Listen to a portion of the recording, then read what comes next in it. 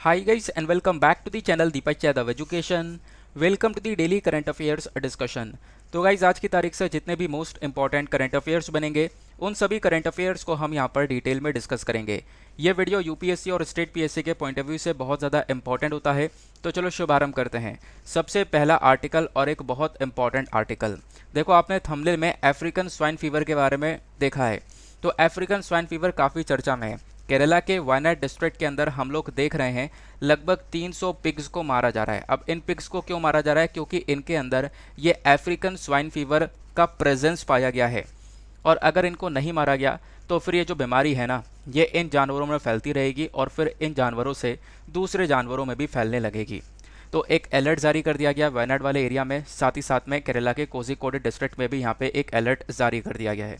तो ये तो हमारी एक न्यूज़ थी जो कि बहुत इंपॉर्टेंट थी। आओ इसका बैकग्राउंड कवर करते हैं जो कि इससे भी ज़्यादा इंपॉर्टेंट है और जहाँ से प्रीलिम्स के अंदर क्वेश्चन बन सकते हैं। सबसे पहली चीज़ देखो, अफ्रीकन स्वाइन फीवर एक हाईली कॉन्टेगियस फैटल एनिमल डिजीज़ है, मतलब ये एक इन्फेक्शियस डिजीज़ है और जानलेवा बीमारी है, सिंपल सी बात है। देन उसके बाद में नाम से पता चल रहा है अफ्रीकन स्वाइन फीवर, इसको सबसे पहली बार डिटेक्ट किया गया था अफ्रीका में, लगभग 1920s के आसपास की बात है। ऐतिहासिक रूप से देखें तो अफ्रीका के साथ साथ यूरोप के कुछ हिस्सों में पाया गया। देन उसके बाद में South America, then Caribbean region के अंदर जो है ये बीमारी पाई गई है।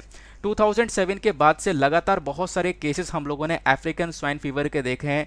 मल्टीपल कंट्रीज़ के अंदर, पूरे अफ्रीका में, एशिया में, यूरोप के अंदर लगातार बहुत सारे केसेस अफ्रीकन स्वाइन फीवर के आ रहे हैं।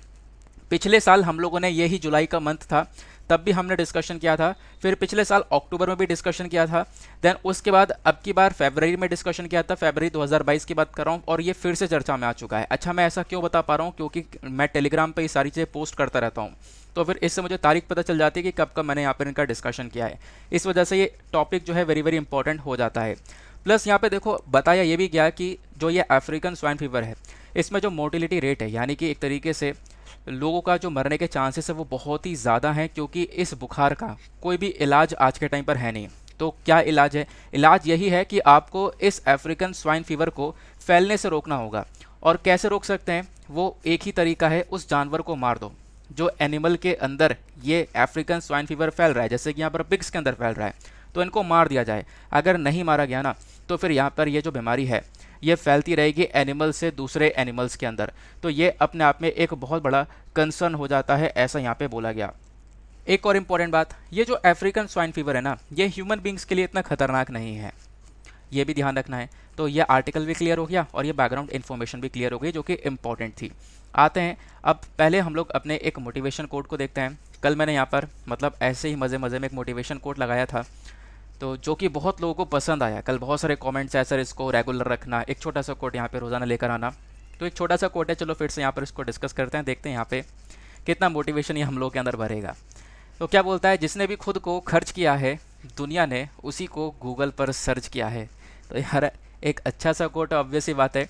देखो ऑब्वियस ही बात है, यहाँ पर जो भी हार्डवर्क कर रहा है, जो भी यहाँ पे अपने गोल की तरफ बढ़ रहा है और गोल को अचीव कर ले रहा है, तो डेफिनेटली यहाँ पर जो पूरी दुनिया है ना वो उस व्यक्ति को यहाँ पे सर्च कर रही है। बहुत सारे बड़े बड़े एग्जांपल्स देखने को मिल रहे हैं। मैं अगर आपका एग्जांपल लूँ, आप यूपीएससी एस्पिरेंट्स हैं, ठीक है। आज के टाइम पर बहुत सारे आईएएस ऑफिसर्स को सर्च करते होंगे, इनके बारे में सर्च करते होंगे, इनका इंटरव्यू अच्छा लग रहा है, इनकी स्ट्रैटेजी अच्छी लग रही है, इनकी कम्युनिकेशन स्किल्स अच्छी हैं, तो काफ़ी सारे लोगों को यहाँ पे आप लोग बार बार देखते रहते होंगे। तो ऐसे यहाँ पर एक दिन आपके साथ भी होने वाला है। तो जो अपना गोल चूज़ कर रखा है ना उसकी तरफ बस खाली धीरे धीरे बढ़ते रहो यार, छोटे छोटे स्टेप्स उठाओ, चीज़ें यहाँ पर पॉसिबल हैं, आराम से यहाँ पर चीज़ें हो जाएंगी, डरने की कोई ज़रूरत नहीं है। आराम से फोकस होकर बिल्कुल कंसंट्रेशन के साथ में काम करो और डिसिप्लिन में काम करो, और जैसे गोल अचीव होता है बाकी सारे लोग आपको सर्च करना स्टार्ट करेंगे गूगल पर, आपको यहाँ पर देखेंगे, आपकी स्ट्रैटेजी देखने लगेंगे। तो ये सारी चीज़ें यहाँ पर बहुत ज़्यादा मैटर करती हैं। आगे आते हैं और मैं आपको बता दूँ, ये जो वीडियो का पीडीएफ है आपको टेलीग्राम पर मिल जाएगा। टेलीग्राम पर अगर आप लोगों को अच्छे से चैनल नहीं मिल पाता है, बहुत से लोगों को चैनल नहीं मिल पा रहा है, तो एक सिंपल सा तरीका है, जैसे आप लोग ऐप पर जाओगे ना, सर्च बॉक्स में टाइप करना दीपक यादव एजुकेशन, आपको ये वाला चैनल मिल जाएगा। यहाँ से आप लोग इस लेक्चर के पीडीएफ को डाउनलोड कर पाओगे। साथ ही साथ में अगर मुझसे इंस्टाग्राम पे पर्सनली कनेक्ट हो सकते हो तो बिल्कुल हो, तो दीपक यादव एजुकेशन टाइप करना इंस्टाग्राम पर जाकर, वहाँ पे आपको प्रोफाइल मिलेगा, 7000 प्लस फॉलोअर्स हैं, वहाँ पे कनेक्ट कर अपनी क्वेरीज को आप मेरे साथ में डिस्कस कर सकते हो। नंबर 1 आर्टिकल और बहुत ज़्यादा इंपॉर्टेंट आर्टिकल, इस आर्टिकल को सारे कोचिंग मटेरियल्स ऑलरेडी कवर कर चुके हैं, बड़े बड़े कोचिंग मटेरियल्स और सारे न्यूज़पेपर कवर कर चुके हैं, पीआईबी के अंदर कवर हो चुका है। तो इम्पॉर्टेंट डेटा है, इस आर्टिकल को आप लोग मेंस में इस्तेमाल कर पाओगे, ठीक है ना। बात की जा रही है फार्मास्यूटिकल इंडस्ट्रीज़ को और ज़्यादा मजबूत करने की। फार्मास्यूटिकल इंडस्ट्री यानी कि जो हमारी मेडिसिन वाली इंडस्ट्री है, दवाइयों वाला सेक्टर है, इसको और ज़्यादा मजबूत किया जाए। तो यहाँ पे पीआईबी ने इस आर्टिकल को पब्लिश किया, जो कि बहुत इंपॉर्टेंट आर्टिकल है, जैसे मैंने आपको बताया। इसको आप लोग जीएस पेपर 2 और 3 दोनों से रिलेट कर पाओगे। जीएस पेपर 2 और 3 में ये सारे टॉपिक्स आपको देखने को मिल जाते हैं, आराम से आप लोग इस टॉपिक से लिंक कर सकते हो। तो साथ ही साथ में आपको यहाँ पे सिलेबस की भी प्रॉपर नॉलेज मिल रही है। सबसे पहले समझते हैं इशू क्या है, मुद्दा क्या है। तो ministry of chemical and fertiliser ने एक स्कीम लॉन्च करी है, और वो जो स्कीम है वो क्या करेगी, वो हमारे फार्मास्यूटिकल्स इंडस्ट्री को और ज़्यादा मजबूत करने वाली है ये स्कीम।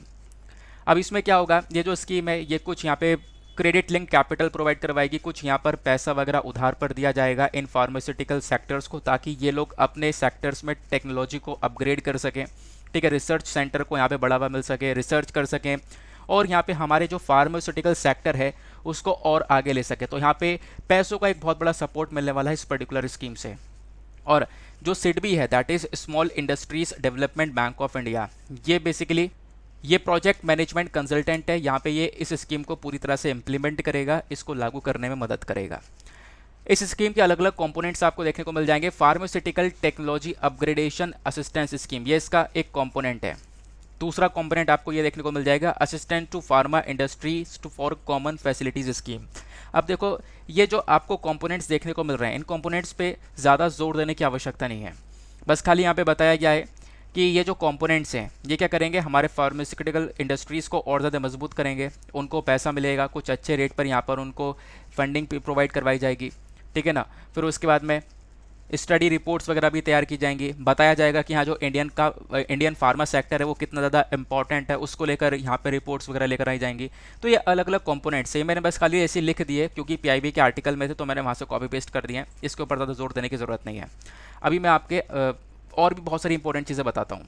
अब जो ये जो स्कीम है ना, बेसिकली ये एमएसएमई स्कीम है। मतलब क्या है, सरकार ने लॉन्च करी है इस स्कीम को, जो हमारे फार्मास्यूटिकल सेक्टर हैं, जो खासकर इसमें हमारे एमएसएमईज आती हैं ना, माइक्रो स्मॉल मीडियम एंटरप्राइजेस, यानी छोटी छोटी जो यहाँ पर इंडस्ट्रीज़ आती हैं, उनको सपोर्ट किया जा सके, वहाँ पे टेक्नोलॉजी को अपग्रेड किया जा सके, प्रोडक्टिविटी को इम्प्रूव किया जा सके, क्वालिटी को इम्प्रूव किया जा सके, उसी के लिए यहाँ पर इस पर्टिकुलर स्कीम को लेकर आया। तो सरकार ने यहाँ पे इस स्कीम को लॉन्च किया है फार्मास्यूटिकल एमएसएमईज के लिए, यानी कि माइक्रो स्मॉल मीडियम एंटरप्राइजेस, जो छोटे छोटे सेक्टर्स जो कि फार्मा सेक्टर के अंदर वर्क कर रहे हैं, उन पर्टिकुलर सेक्टर्स के लिए यहाँ पर इस स्कीम को लेकर आया गया।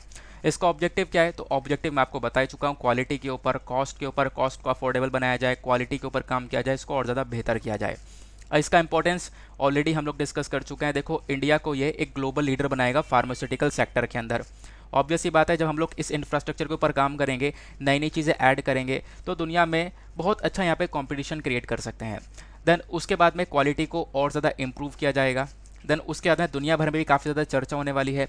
इस स्कीम के माध्यम से इन्वेस्टमेंट बढ़ेगा, रिसर्च बढ़ेगी, इनोवेशन बढ़ेगा, तो इससे डेफिनेटली धीरे धीरे और ज़्यादा डेवलपमेंट होता रहेगा, और ज़्यादा हम लोग एडवांस लेवल पर जाने लगेंगे इस फार्मा सेक्टर के अंदर। अब कौन कौन सी स्कीम्स हैं जो कि फार्मा सेक्टर से संबंधित हैं, तो अलग से यहाँ पे कुछ डेटा है जिसको आप लोग ध्यान में रख सकते हो।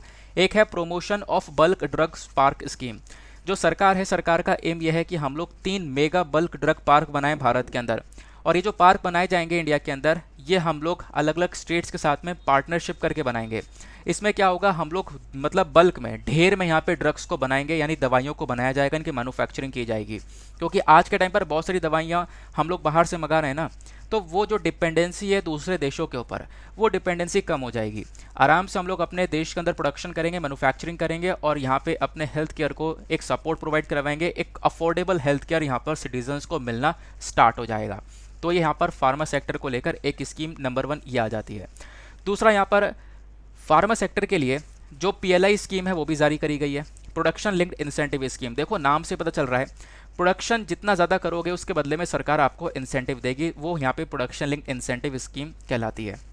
तो यहाँ पे इस पीएलआई स्कीम का मकसद यह है, इसका उद्देश्य यह है कि हम लोग डोमेस्टिक मैन्युफैक्चरिंग को प्रमोट कर सकें।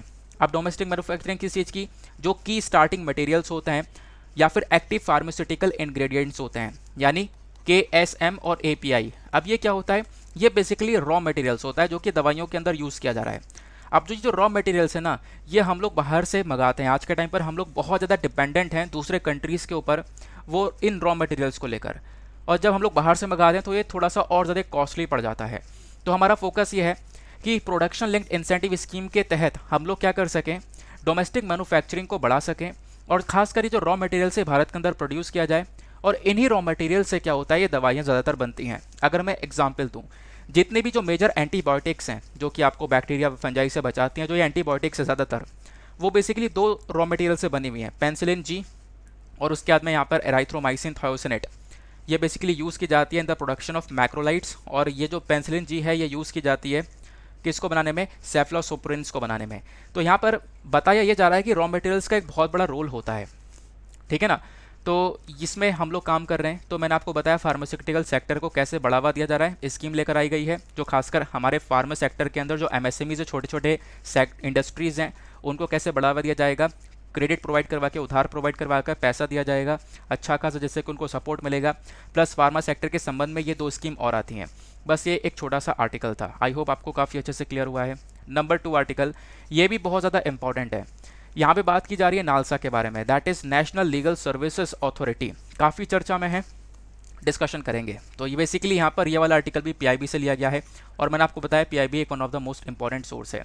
इस पर्टिकुलर आर्टिकल को आप लोग जीएस पेपर 3 से रिलेट कर सकते हो, और जीएस पेपर 2 भी यहाँ पर आ जाता है, क्योंकि जीएस पेपर 2 में government policies, intervention, social empowerment भी देखने को मिल जाता है, ठीक है, जस्टिस का टॉपिक देखने को मिल जाता है। तो जीएस पेपर 2, 3 दोनों से रिलेट हो पाएगा।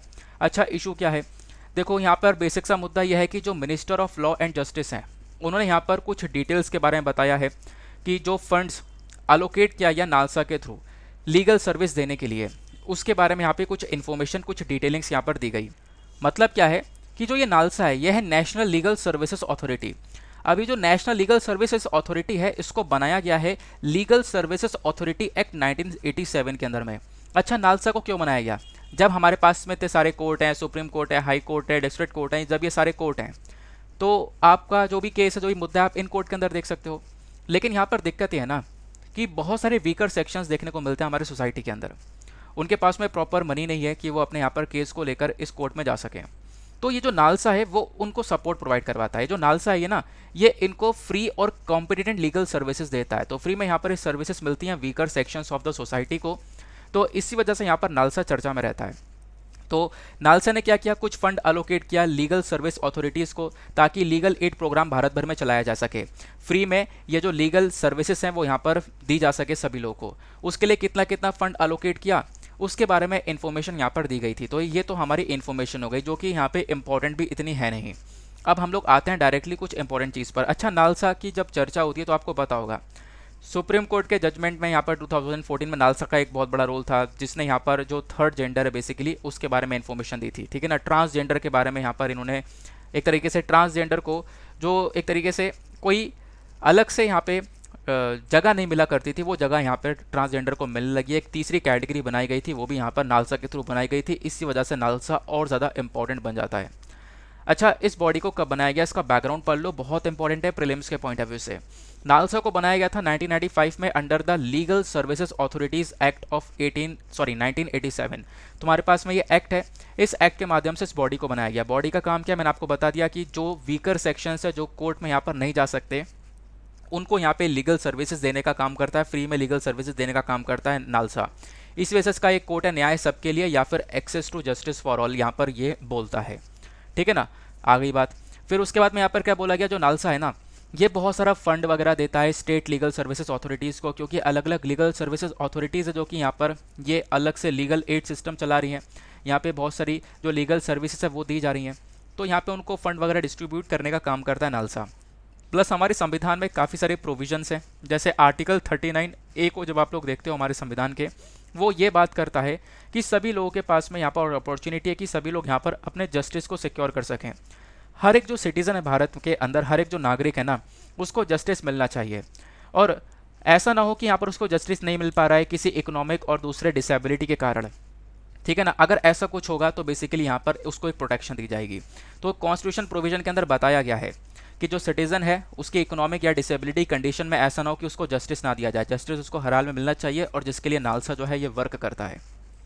क्लियर हो गया ये इस कॉन्स्टिट्यूशनल प्रोविजन। उसके बाद आर्टिकल 14 और आर्टिकल 22 क्लॉज 1 यहाँ पे आप देख पाओगे, ये भी बहुत ज़्यादा ऑब्लिगेटरी मैंडेटरी कर देता है स्टेट्स के लिए और राज्य सरकारों के लिए कि वो यहाँ पर इंश्योर कर सकें इक्वालिटी बिफोर लॉ को एंड लीगल सिस्टम, जो कि क्या करेगा, ये बेसिकली यहाँ पर आप कह सकते हो सभी लोगों को जस्टिस देने का वर्क करेगा। ठीक है ना, ये प्रमोट करता है justice on a basis of equal opportunity to all. तो ये सिंपल सी बात है, ये सारी बातें हमारे कॉन्स्टिट्यूशन के अंदर, संविधान के अंदर मेंशन की गई हैं। सबके लिए न्याय के बारे में चर्चा की जाती है, जैसा मैंने आपको बताया इसका कोड जो है जस्टिस फॉर ऑल, न्याय सबके लिए, तो वो यहाँ पर इसके बारे में चर्चा की गई, उसी के लिए नालसा काम करता है। बाकी जो ये लीगल सर्विसेज अथॉरिटीज़ होती हैं स्टेट के लिए, स्टेट को अंदर जो यहाँ पे बॉडीज़ बनाई गई हैं, इनका ऑब्जेक्टिव क्या है? इनका ऑब्जेक्टिव यह है फ्री लीगल एड और एडवाइस देना। कोई व्यक्ति है, ठीक है ना, उसका कोई केस है तो उसको फ्री में लीगल एड और एडवाइस प्रोवाइड करवाई जाए, लीगल अवेयरनेस दी जाए, लोक अदालत को ऑर्गेनाइज किया जा सके, या फिर प्रमोट किया जा सके settlement of dispute through alternative dispute resolution यानी एडीआर। मतलब यह है कि कोर्ट में जाने से पहले ही बाहर मुद्दा सुलझा जाए, मीडिएशन करवा दिया जाए, है ना, यानी कोई व्यक्ति हो जो कि यहाँ पर मीडिएशन करवा के दोनों पार्टीज़ का मामला सुलझा दे, कोर्ट में वो मुद्दा जाए ना। देखो यहाँ पे मीडिएशन के बारे में चर्चा की गई है। तो ये सारी चीज़ों के बारे में बताता है। लीगल सर्विस अथॉरिटी है ना, इसका यही काम है कि इन सब चीज़ों को बताना कि जिस व्यक्ति का केस है, उस जो वीकर सेक्शन है जो यहाँ पर अपने केस को आगे नहीं बढ़ा सकता, उसको यहाँ पे हेल्प करने का ये काम करता है। प्लस यहाँ पे आप कह सकते हो कोई भी विक्टिम है, किसी के साथ यहाँ पे अपराध हुआ है, किसी के साथ में क्राइम हुआ है, बेसिकली अगर वो विक्टिम है, वो पीड़ित है, तो यहाँ पे उसको कंपनसेशन देने का काम भी करता है, उसको मुआवजा देने का काम करता है ये लीगल सर्विसेज अथॉरिटी। तो ऑब्जेक्टिव क्या है लीगल सर्विस अथॉरिटी का, क्लियर हो गया होगा। अभी जो लीगल सर्विस इंस्टीट्यूशंस है ना, ये जो अथॉरिटीज़ हैं, ये अलग अलग लेवल पर बनाई जाती हैं। नेशनल लेवल पर है नालसा, जिसके बारे में अभी हम डिस्कशन कर ही चुके हैं, जिसको लीगल सर्विसेज अथॉरिटीज़ एक्ट 1987 के थ्रू बनाया गया। चीफ जस्टिस इसके मेन लीडर हैं, जो हमारे चीफ जस्टिस ऑफ इंडिया होते हैं। और इसी लीगल सर्विस अथॉरिटी को स्टेट लेवल पर भी बनाया गया है। स्टेट लेवल पर जो है इसको हम लोग बोलते हैं स्टेट लीगल सर्विसेज अथॉरिटी। इसके जो हेड है वो हैं chief justice of state high court. उसके बाद में थर्ड लेवल पर जो आती है वो है डिस्ट्रिक्ट लेवल। डिस्ट्रिक्ट लेवल पर भी लीगल सर्विसेज अथॉरिटीज़ आपको देखने को मिल जाती हैं, मतलब डिस्ट्रिक्ट पर, स्टेट पर और नेशनल लेवल, तीनों ही लेवल पर यहाँ पे आप कह सकते हो ये बॉडीज़ काम करती हैं, जो कि फ्री में लीगल एड और एडवाइस प्रोवाइड करवाती हैं हमारे वीकर सेक्शन वाले लोगों को। सिंपल सी बात है। बाकी तालुका और सब डिवीज़न लेवल पर भी आपको ये बॉडी देखने को मिलती हैं, हाई कोर्ट लेवल पर भी, और supreme court legal services committee भी देखने को मिलती है। तो ये अलग अलग बॉडीज़ हो गई। अब कौन कौन एलिजिबल है, देखो हर एक व्यक्ति एलिजिबल यहाँ पर देखने को मिलता है। कौन कौन यहाँ पे फ्री में लीगल सर्विसेज ले सकता है, तो वेमेन और चिल्ड्रन, अगर इनको ज़रूरत है फ्री में लीगल सर्विसेज की तो ये ले सकते हैं। एससी और एसटी के जो मेंबर्स हैं वो ले सकते हैं। इंडस्ट्रियल वर्कमैन है वो भी यहाँ पर इस सर्विसेज को ले सकते हैं। या फिर यहाँ पे मान लो कोई वायलेंस हुआ, फ्लड आया, ठीक है, कोई भी नेचुरल कैलेमिटी आई, कोई डिजास्टर हुआ, उसमें यहाँ पे उसके थ्रू जो भी लोग पीड़ित हुए हैं उनको भी यहाँ पर ये फ्री में लीगल सर्विसेज मिल जाती है, वो सब यहाँ पर एलिजिबल हो पाते हैं। प्लस कोई डिसेबल पर्सन है या कोई कस्टडी में व्यक्ति है, या फिर किसी की जो एनुअल इनकम है जो स्टेट गवर्नमेंट बताएगी, या फिर किसी की एनुअल इनकम 5 लाख से जो है बहुत ज़्यादा कम है, ठीक है, तो उन सबको यहाँ पे आप कह सकते हो, अगर उसका केस जो है सुप्रीम कोर्ट के अंदर है, 5 लाख से कम का यहाँ पर एक तरीके से उसकी एनुअल इनकम है, तो उसको भी यहाँ पे लीगल एड सर्विस दी जाएगी।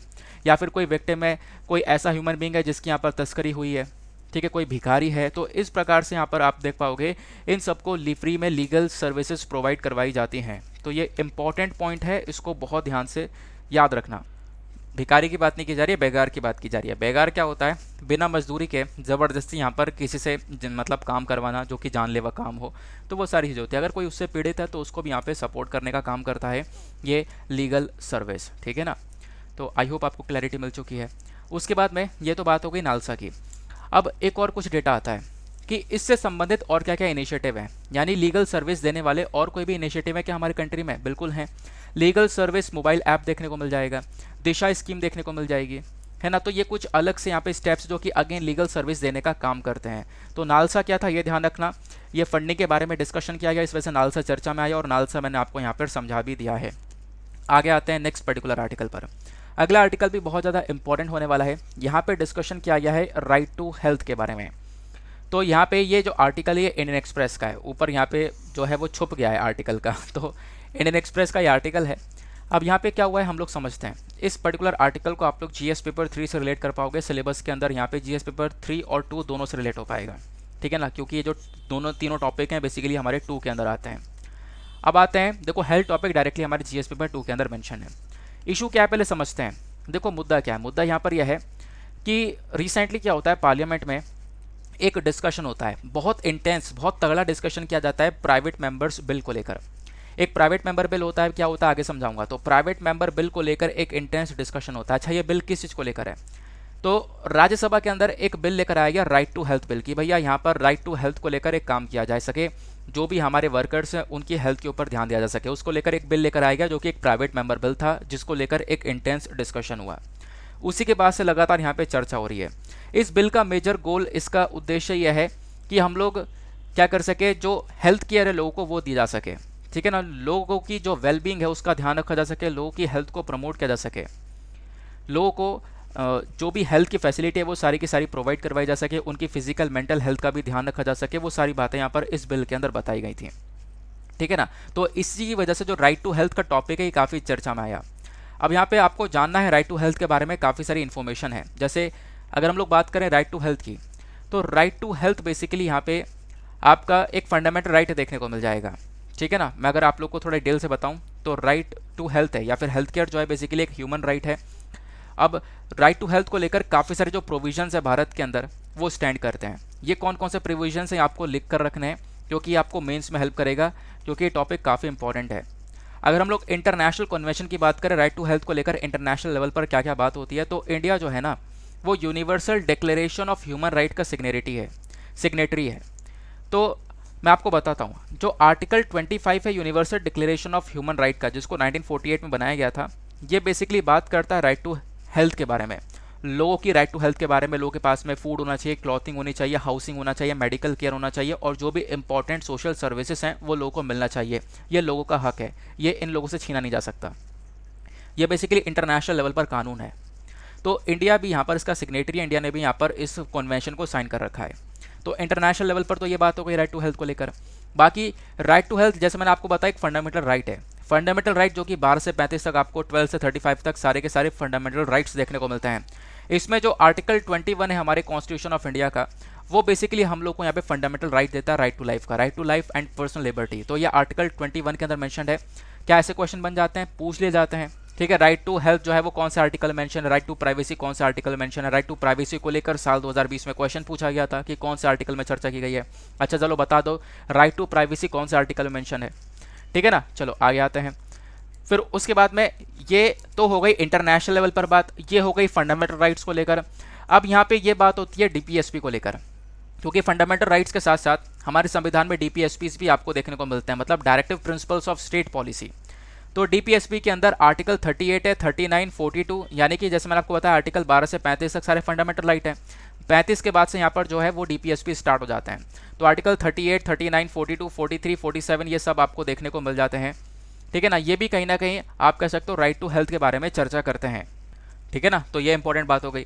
देन उसके बाद यहाँ पे कुछ जजमेंट्स हैं। अब जजमेंट बहुत इंपॉर्टेंट होते हैं, अगर आप लोग अपने एग्जाम के अंदर जजमेंट कोड कर दो ना तो फिर मज़ा ही आ जाए। कैसा जजमेंट है, राइट टू हेल्थ को लेकर एक जजमेंट है सुप्रीम कोर्ट का, पश्चिम बंगाल खेत मजदूर समिति केस 1996 का है ये, जहाँ पे यहाँ पर सुप्रीम कोर्ट ने बात की है जो लोग हैं उनके वेलफेयर की, ठीक है, कि ये प्राइमरी ड्यूटी है, सरकार की ड्यूटी है कि जो लोग हैं ना उनके वेलफेयर को यहाँ पे सिक्योर करना होगा, लोगों का कल्याण करना होगा, लोगों को मेडिकल फैसिलिटीज़ प्रोवाइड करवानी होगी, सरकार की ड्यूटी है। तो यहाँ पे हेल्थ को लेकर कोई भी टॉपिक आता है तो फटाफट यहाँ पे ये वाला जजमेंट कोट कर देना।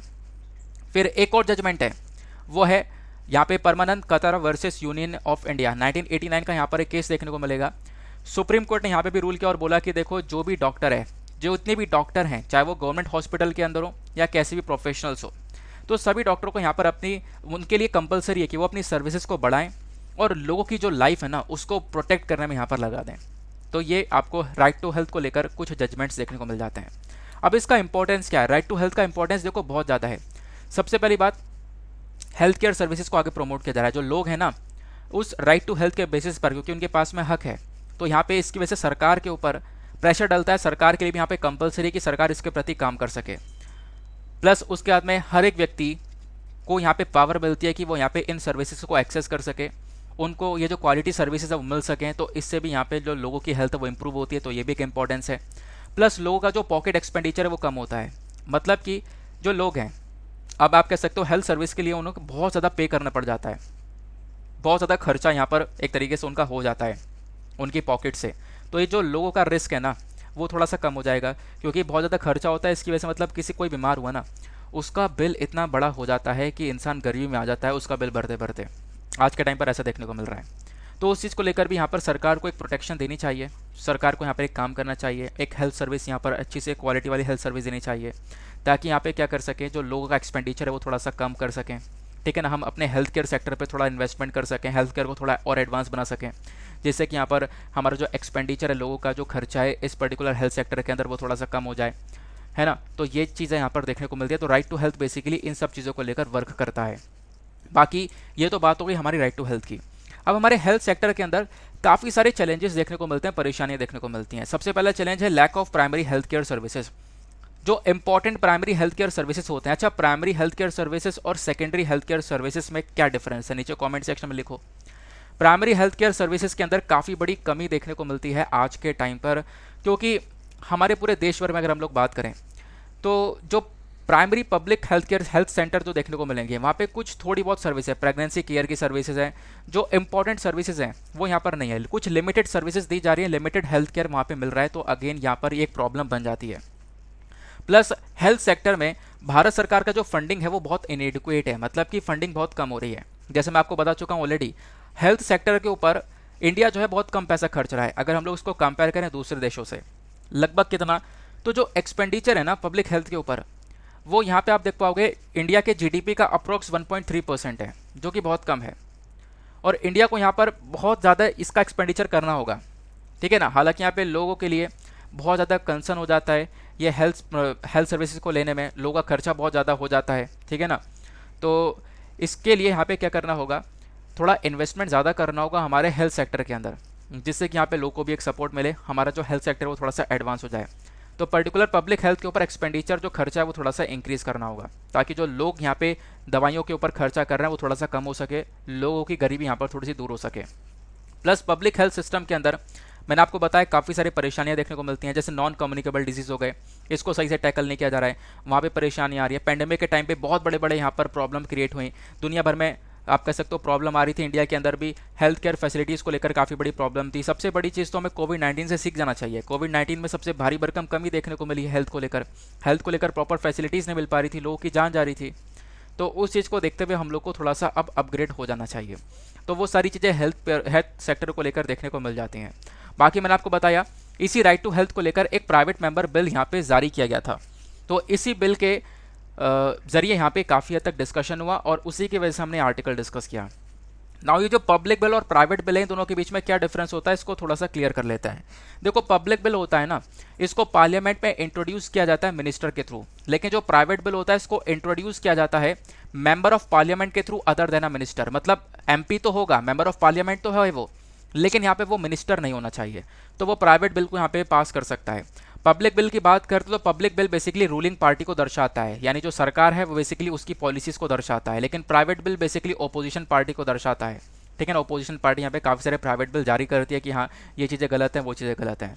और जो पब्लिक बिल है इसमें बहुत ज़्यादा चांसेस होते हैं कि पार्लियामेंट के अंदर पास हो जाता है, लेकिन जो प्राइवेट बिल है ना, यहाँ पे चांसेस बहुत कम होते हैं ये पास होने के, यहाँ पे इसको पार्लियामेंट का अप्रूवल जल्दी मिलता नहीं है।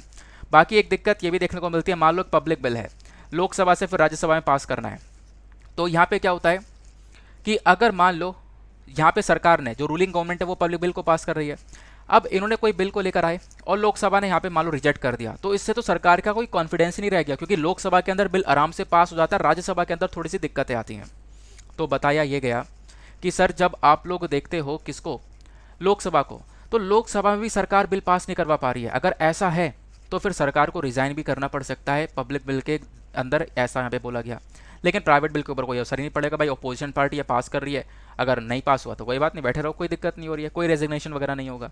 तो ये बेसिकली यहाँ पर डिफरेंस देखने को मिलता है पब्लिक बिल और प्राइवेट बिल के अंदर में, ठीक है ना। तो ये छोटा सा डिफरेंस है जिसको आप लोग क्लियर कर सकते हो। नेक्स्ट आर्टिकल पर आते हैं। अगला आर्टिकल भी बहुत इंपॉर्टेंट होने वाला है जीएस पेपर 3 एनवायरमेंट के पर्सपेक्टिव से। ग्रीन प्रोटेक्शन देने के बारे में चर्चा की गई है अरावली को। तो अरे यार ये मैंने आर्टिकल दूसरा लगा दिया है, चलो कोई बात नहीं। वैसे इस वाले जो आर्टिकल को कवरेज मिला है वो लाइव मिनट के अंदर मिला है, इस वजह से आर्टिकल बहुत इंपॉर्टेंट है। तो जीएस पेपर 3 में इंपॉर्टेंट रोल प्ले करेगा। इशू क्या है, सुप्रीम कोर्ट ने क्या किया, अरावली रेंजेस के ऊपर जो ग्रीन प्रोटेक्शन है उसको बढ़ा दिया है। मतलब ग्रीन प्रोटेक्शन को बढ़ाने का मतलब यह है कि वहाँ पे जो फॉरेस्ट है उसको और ज़्यादा प्रोटेक्शन दी जाएगी, बचाया जाएगा। जो कंस्ट्रक्शन वगैरह एक्टिविटीज़ वगैरह है ना, उनको ऊपर रोक लगाया जाएगा। तो सुप्रीम कोर्ट ने ग्रीन प्रोटेक्शन को बढ़ा दिया है अरावली के फॉरेस्ट लैंड पर, अरावली के जंगलों में। अब अरावली की पहाड़ियों को जब आप लोग देखते हो तो ये कहाँ पर स्थित है, तो लोकेशन ये देखो, यहाँ पे दिल्ली से शुरू होता है, गुजरात के कुछ एरिया तक ये अरावली की पहाड़ियाँ फैली हुई हैं। ठीक है, ये आपको अरावली रेंज देखने को मिलता है। अगर इस वाले मैप में देखोगे तो ये आपको अरावली रेंज देखने को मिल जाता है। इधर पीछे आपको थार डेजर्ट देखने को मिल जाएगा, इधर विंध्यास रेंज देखने को मिल जाती हैं। तो दिल्ली, हरियाणा, राजस्थान, गुजरात, इन सभी एरियाज़ को ये अरावली रेंज कवर करता है। क्लियर हो गया, आगे आते हैं। अब देखो सुप्रीम कोर्ट की रूलिंग क्या है। सुप्रीम कोर्ट ने यहाँ पर ये बोला कि देखो हमारे पास में एक एक्ट है, पंजाब लैंड प्रिजर्वेशन एक्ट। क्योंकि यहाँ पे पंजाब लैंड प्रिजर्वेशन एक्ट बहुत पुराना है, तो बेसिकली यहाँ पर ये बात करता है कि जो भी फॉरेस्ट है पंजाब के अंदर, हरियाणा के अंदर जो भी फॉरेस्ट है, उस फॉरेस्ट को प्रोटेक्शन दी जाएगी, उसको बचाया जाएगा। वहाँ पे जो कमर्शियल एक्टिविटीज़ वगैरह है ना, उसको रोका जाएगा। यानी कि जो भी कंस्ट्रक्शन वगैरह चल रहा है उसको रोका जाएगा, ताकि यहाँ पे उस एरिया को हम लोग बचा सकें। नहीं तो फिर कंस्ट्रक्शन चलता रहेगा, जंगल खत्म होते रहेंगे। तो वो सारी बातें यहाँ पर इस पर्टिकुलर एक्ट के अंदर बताई गई हैं। तो कोर्ट ने यहाँ पर इसी चीज़ का इस्तेमाल करते हुए बोला यहाँ पर यह है कि भैया देखो अब यहाँ पे फॉरेस्ट को और ज़्यादा प्रोटेक्शन दी जाएगी, इसको और एक्सटेंड कर दिया है। लेकिन हरियाणा इस चीज़ से नाराज़ भी है। ऐसा क्यों, तो यहाँ पे समझो। देखो यहाँ पे हरियाणा की एग्जैक्टली बात की जा रही है। हुआ क्या था, इस इशू को जब आप लोग देखते हो तो एक कॉलोनियल एरा के टाइम का, अंग्रेजों के टाइम का एक्ट है पंजाब लैंड प्रिजर्वेशन एक्ट। इसका सेक्शन 4 यहाँ पर बोलता है, जो कि मतलब आप कह सकते हो बहुत पुराना है। मतलब ये तब का बात हो रही है जब हरियाणा बेसिकली पंजाब, जो अनडिवाइडेड पंजाब था, उसका हिस्सा हुआ करता था। तब का ये एक्ट है। वो एक्ट बात करता है कि हम लोग अपने फॉरेस्ट को एक प्रोटेक्शन दे सकें। लेकिन बाद में यहाँ पर कुछ और ऑर्डर्स भी आते हैं। सुप्रीम कोर्ट बाद में यहाँ पर एक ऑर्डर देता है साल 2018 के अंदर। ये बोलता है कि भैया हम लोग इसी एक्ट का, PLPA एक्ट का जो सेक्शन 4 है, इसको हम लोग देखते हुए ये बोल रहे हैं कि अब जो एरियाज़ हैं, जो फॉरेस्ट एरियाज़ हैं, वहाँ पे एक प्रोटेक्शन दी जाएगी। जो कंस्ट्रक्शन वगैरह है उसको रोक दिया जाएगा, और अगर कोई कंस्ट्रक्शन वगैरह होगा तो बेसिकली उसको हम लोग ख़त्म कर सकते हैं। कंस्ट्रक्शन वगैरह इलीगल माना जाएगा। तो मतलब उस अरावली के जंगल को प्रोटेक्शन देने के बारे में चर्चा की गई। लेकिन हरियाणा का जो रेस्पॉन्स था इस पर्टिकुलर जजमेंट को लेकर वो काफ़ी अलग था। हरियाणा ने एग्जैक्टली 2019 में, फरवरी का मंथ था, इसमें यहाँ पर उन्होंने एक अमेंडमेंट कर दिया था। अमेंडमेंट करने के लिए यहाँ पर एक पास किया PLPA। तो मतलब जो हमारा पंजाब लैंड प्रिजर्वेशन एक्ट है, इसके अंदर यहाँ पे कुछ चेंजेस करने के लिए हरियाणा ने एक एक्ट पास किया। लेकिन सुप्रीम कोर्ट यहाँ पे इसको रिजेक्ट भी कर देता है। सुप्रीम कोर्ट ने यहाँ पर इसको स्टे भी लगा दिया था। सुप्रीम कोर्ट ने यहाँ पे जो बोला कि अरावलीज पे अब कोई भी कंस्ट्रक्शन नहीं चलेगा, तो हरियाणा इसके अगेंस्ट में था। हरियाणा ने बोला नहीं, हम लोग कंस्ट्रक्शन वगैरह करेंगे, करने की बहुत ज़्यादा आवश्यकता है, क्योंकि यहाँ पे स्टेट के जो 22 डिस्ट्रिक्ट हैं, इसमें से 11 डिस्ट्रिक्ट के एरिया में प्रोटेक्शन दे रहे हो आप, तो हमारा कंस्ट्रक्शन वगैरह कहाँ पे होगा, कैसे इंडस्ट्रीज़ वगैरह लग पाएंगी। तो यहाँ पर इस वजह से ये हरियाणा का रिस्पॉन्स था। बट यहाँ पे क्या हुआ, आप कह सकते हो फिर भी सुप्रीम कोर्ट ने ये बोला कि नहीं, बिल्कुल हम प्रोटेक्शन देंगे, जो ये जंगल है उनको प्रोटेक्ट करने की बहुत ज़्यादा ज़रूरत है, और इसी वजह से यहाँ पर ये प्रोटेक्शन दी गई है। वही बात यहाँ पे लिखी है जो उस पिक्चर में आप लोगों ने देखा है। तो फॉरेस्ट एक्ट, ये मैंने आपको बता दिया, ये क्या बात करता है, ये बेसिकली बात करता है हमारे लैंड को प्रोटेक्ट करने की। तो ये बात हो गई अरावली की। तो अरावली को प्रोटेक्ट करने के लिए सुप्रीम कोर्ट ने यहाँ पर जो गाइडलाइंस है उसको एक्सटेंड कर दिया है, या फिर आप कह सकते हो ग्रीन प्रोटेक्शन को एक्सटेंड कर दिया है इस फॉरेस्ट लैंड के अंदर। अब अरावली के बारे में कुछ बातें हैं जिसको आप लोग जान सकते हो, जैसे कि इसकी लोकेशन। ये अरावली मैंने आपको दिखा दिया है लोकेशन एग्जैक्टली, दिल्ली से फैल रहा है, उसके बाद दिल्ली से हरियाणा, राजस्थान, गुजरात तक फैला हुआ है। 720 किलोमीटर का आपको ये पूरा का पूरा रेंज देखने को मिल जाता है। अरावली का जो फॉर्मेशन है वो बहुत पुराना है, मिलियंस ऑफ ईयर्स पुराना है, ऐसा यहाँ पे बोला गया। और ये तो हो गया, मिलियंस ऑफ ईयर्स पुराना है, ज़्यादा डिटेल में जाने की आवश्यकता नहीं है। बाकी यहाँ पे और क्या बताया गया, अरावली के जब पूरा रेंज देखते हो तो इसमें एक जो सबसे हाईएस्ट पीक है, सबसे ऊंची पहाड़ी है, वो है गुरु शिखर पीक। ये एक इंपॉर्टेंट पॉइंट है। माउंट अबू पर आपको गुरु शिखर पीक देखने को मिलती है। पूरे अरावली रेंज के अंदर सबसे हाईएस्ट पीक देखने को मिल जाता है, ठीक है ना। बाकी अरावली रेंज यहाँ पर कैसे बना है, ये बना है फोल्डेड क्रस्ट से, यानी ऑर्गेनिक एक मूवमेंट हुआ था। जैसा आप देख पाते हो प्लेट टेक्टोनिक्स के अंदर यहाँ पे जो नीचे मूवमेंट होता है, तो यहाँ पे बेसिकली कॉन्वर्जेंट प्लेट्स के बारे में चर्चा की जा रही है। जब दो कॉन्वर्जेंट प्लेट्स आपस में आती हैं, यानी कि यहाँ पर एक प्लेट ये है और एक प्लेट ये है, जब दोनों आपस में आएंगे तो ये एक दूसरे के ऊपर चढ़ जाएंगे, और इस प्रकार से यहाँ पे जो पहाड़ियाँ हैं वो क्रिएट हो जाती हैं, ठीक है ना। ये आपका ज्योग्राफी का कॉन्सेप्ट है, मैंने काफ़ी डिटेल समझा रखा है। कभी टाइम मिलेगा तो वापस आपको कॉन्वर्जेंट डाइवर्जेंट के बारे में बता दिया जाएगा। तो कॉन्वर्जेंट प्लेट्स बेसिकली ये है कि यहाँ पर एक दूसरे के ऊपर चढ़ जाती हैं जो प्लेट्स हैं, जो हमारी कॉन्टिनेंटल प्लेट्स हैं, और उसके बाद यहाँ पर इस प्रकार से जो पहाड़ियाँ हैं वो क्रिएट होती हुई नजर आती हैं, ऐसे करके पहाड़ियाँ बन जाती हैं। तो वैसे यहाँ पर अरावली बना है, ठीक है ना। ये आप लोगों ने देखा, ये कॉन्टिनेंटल क्रस्ट हुआ, ये हुआ, और ये दोनों आपस में यहाँ पर ये कॉन्वर्जेंट कर रहे हैं, मतलब एक दूसरे से टकरा रहे हैं। अब टकरा रहे हैं तो ये नीचे धंस गई, ये ऊपर आ गई, और इस प्रकार से यहाँ पर ये जो रेंजेस है, माउंटेन रेंजेस, वो बन जाते हैं। एक रेंज में माउंटेन बन जाता है, क्योंकि ये पूरे के पूरे लैंड वाले इस पूरे हिस्से पे हो रहा होगा, तो ये ऐसे अलग अलग रेंजेस बन जाते हैं। क्लियर हो गया, आगे आते हैं। तो ये हम लोगों ने डिस्कस कर लिया है। उसके बाद में हाँ, अरावली पर आप लोग देखोगे तो लगभग 300 नेटिव प्लांट स्पीशीज़ देखने को मिलेगी, 120 बर्ड स्पीशीज़ हैं, बहुत सारे और भी एक्सक्लूसिव एनिमल्स मिल जाते हैं, जैसे कि जैकाल, मंगूस जैसे जानवर यहाँ पर पाए जाते हैं। तो ये अरावली की बात हो गई है। आगे आते हैं अगले आर्टिकल पर। आज का लास्ट आर्टिकल ये बात करता है हाथी कम्युनिटी के बारे में। तो हाथी कम्युनिटी क्या है, इसको लेकर इंडियन एक्सप्रेस पर एक एक्सप्लेन सेक्शन पर डिटेल से आर्टिकल आया है। तो ये जो कम्युनिटी है ना, हाथी कम्युनिटी, ये डिमांड कर रहे हैं कि हम लोग को एक ट्राइबल स्टेटस मिल जाना चाहिए। हिमाचल प्रदेश की एक कम्युनिटी है, ये बहुत इंपॉर्टेंट पॉइंट है, जीएस पेपर 2 से आप लोग इस पर्टिकुलर आर्टिकल को रिलेट कर पाओगे। इशू क्या है, देखो मुद्दा यह है कि जो हमारी केंद्र सरकार है, केंद्र सरकार ने यहाँ पर बोला है कि चलो हम लोग यहाँ पर इस पूरे मुद्दे को देख रहे हैं। हाथी कम्युनिटी यहाँ पर बोलती है कि हमें एक ट्राइबल स्टेटस चाहिए हिमाचल प्रदेश के अंदर में।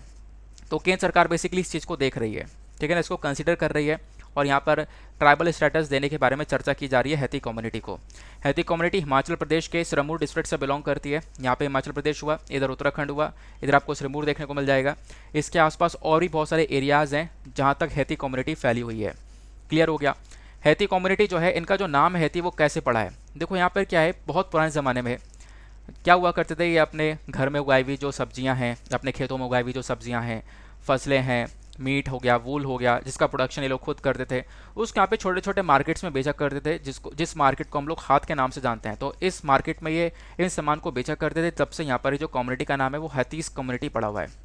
तो यहाँ पे जो हाथी मैन है ना, ये मतलब ट्रेडिशनली वे में आप देख पाओगे तो वाइट कलर का हेडगियर पहनते हैं, है ना, और कुछ मतलब अब कोई ओकेजन वगैरह होता है, कोई इंपॉर्टेंट इवेंट्स होता है, तो वहाँ पे वाइट कलर का एक मुकुट वगैरह पहना जाता है।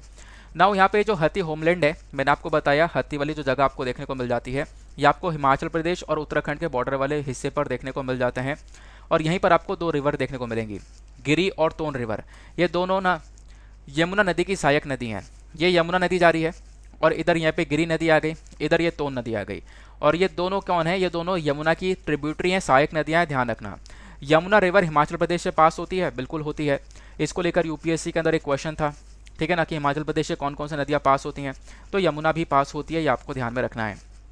आगे आते हैं, ये क्लियर हो गया। उसके बाद और क्या मेंशन किया गया, देखो यहाँ पे बोला यह जा रहा है कि जो एक नदी है तोन वाली, वो बेसिकली यहाँ पर 2 स्टेट्स के बीच में एक बॉर्डर का काम करती है। जैसे कि यहाँ पर आप देखोगे ये हो गया, तो तोन नदी है, ये यहाँ पर इस प्रकार से जा रही है, दोनों स्टेट्स के बीच में बॉर्डर का काम करती है, ऐसे यहाँ पर बोला जा रहा है। तो हाथी कम्युनिटी के बारे में यहाँ पर चर्चा कर ली गई है। उसके बाद में यहाँ पर और क्या बताया गया, देखो यहाँ पे बोला जा रहा है कि जो यहाँ पे एग्जैक्टली जब हम लोग देखते हैं तो इनके पास में ये जो पूरी कम्युनिटी है, ये गवर्न की जाती है एक ट्रेडिशनल काउंसिल के बेसिस पर। तो इनके पास एक ट्रेडिशनल काउंसिल है, इसको कुंबली के नाम से जानते हैं।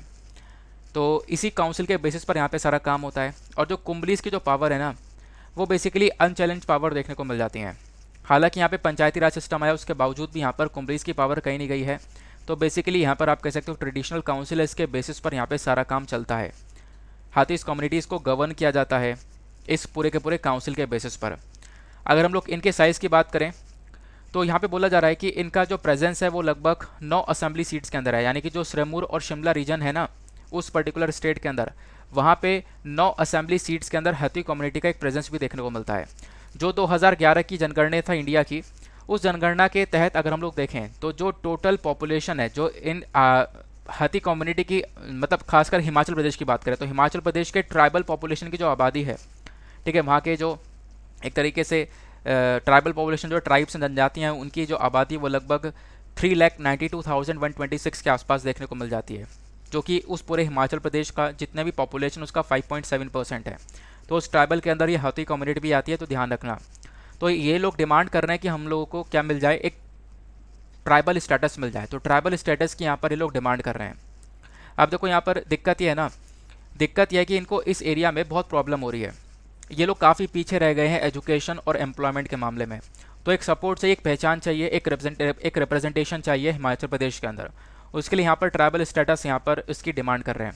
ट्राइबल स्टेटस की डिमांड बहुत लंबे समय से पहले यहाँ पर यहाँ पर की जा रही है, ठीक है ना। हालांकि कॉन्स्टिट्यूशन के अंदर शेड्यूल ट्राइब्स को डिफाइन करने का कोई भी ऐसा क्राइटेरिया मेंशन नहीं है, लेकिन फिर भी कॉन्स्टिट्यूशन के अंदर कहाँ कहाँ पर बातें की गई है मैं आपको वो बता देता हूँ। जैसे आर्टिकल 342 क्लॉज 1 के अंदर, जब आप लोग संविधान का आर्टिकल 342 क्लॉज 1 देखोगे तो यहाँ पर मेंशन किया गया है कि जो हमारे प्रेसिडेंट हैं वो प्रेसिडेंट किसी भी स्टेट और यूनियन टेरिटरी के अंदर वहाँ के गवर्नर के साथ में कंसल्टेशन करने के बाद में आप कह सकते हो कोई भी ट्राइबल और ट्राइबल कम्युनिटी को बेसिकली यहाँ पर as a schedule tribe specify कर सकते हैं। तो as a schedule tribe specify करने का काम यहाँ पे प्रेसिडेंट के पास में आपको देखने को मिल जाता है। फिर उसके बाद में जो आर्टिकल 366 है क्लॉज 25 हमारे संविधान का, ये बेसिकली यहाँ पे बात करता है शेड्यूल ट्राइब्स के प्रोसेस के बारे में कि कैसे शेड्यूल ट्राइब्स प्रोवाइड की जाती हैं, ठीक है ना, कि प्रोसेस कैसे यहाँ पर मतलब शेड्यूल ट्राइब्स को कैसे डिफाइन किया जाता है, उस सारा प्रोसेस यहाँ पे इस वाले संविधान के इस आर्टिकल में देखने को मिलता है। तो शेड्यूल ट्राइब्स को लेकर बेसिकली 2 आर्टिकल आपको देखने को मिल जाते हैं। आर्टिकल 342 क्लॉज 1 ये मैंने आपको बताया, जहाँ पे प्रेसिडेंट बेसिकली क्या करते हैं, शेड्यूल ट्राइब्स को स्पेसिफाई करते हैं। क्लियर हो गया। कोई भी ट्राइबल कम्युनिटी उसको as a schedule tribe specify करने का काम प्रेसिडेंट का है आर्टिकल 342 क्लॉज 1 के तहत। क्लियर हो गया। बाकी यहाँ पर आपको एक आर्टिकल ये देखने को मिल जाता है। ये सारी इन्फॉर्मेशन हो गई है। बाकी यहाँ पे अगर आप ओवरऑल ट्राइब्स को देखोगे ना, तो हमारे देश में लगभग 705 यहाँ पे ट्राइब्स देखने को मिलती हैं जो कि नोटिफाई हैं। सबसे ज़्यादा जो नंबर है ट्राइबल कम्युनिटीज़ का वो आपको ओडिशा में देखने को मिलेगा। क्वेश्चन बन सकता है। फिर उसके बाद हमारे संविधान का जो 5th शेड्यूल है और संविधान का जो 6th शेड्यूल है, ये दोनों यहाँ पर ट्राइब्स के बारे में बात करता है, ठीक है ना। जो 5th शेड्यूल है संविधान का वो आपको देखने को मिलेगा। यहाँ पे प्रोविजन है administration and control of schedule areas के लिए। जो शेड्यूल एरियाज़ हैं, शेड्यूल ट्राइब्स आपको स्टेट्स में देखने को मिलते हैं, असम, मेघालय, त्रिपुरा और मिजोरम के अलावा जो बाकी सारे एरियाज़ बचते हैं वहाँ के एडमिनिस्ट्रेशन और कंट्रोल के बारे में चर्चा 5th शेड्यूल के अंदर की गई है।